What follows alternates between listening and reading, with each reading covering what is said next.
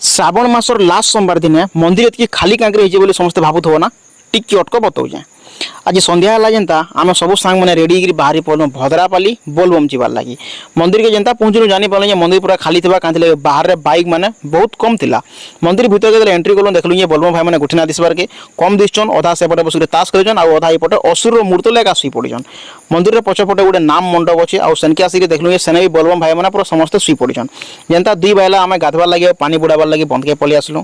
जो गाधी पाधिक मंदिर के आम आसलु पूजारी यहाँ मंदिर खोलीन से मंदिर पूरा खाली खाली लगुचे।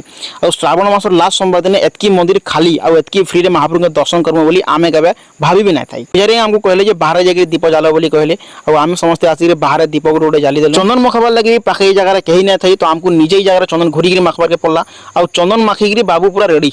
मैं मंदिर साइड रे जाकर गोटे जगह बसलु और पूजारी आमको जेन प्रसाद देते से प्रसाद के आम जगह फटालु और शांति खाइलु।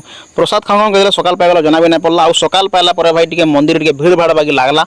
मंदिर फ्रंट के पलि आसली देखली भाई एतकी लंबा लाइन लगे बोलबम भाई मैं मंदिर भीड़ भाड़ और एतकी लंबा लाइन देखिक यहाँ लगला आमको ये श्रावण मासर लास्ट सोमवार बोलिक बुलाबुली कलु और घर के पलैलु।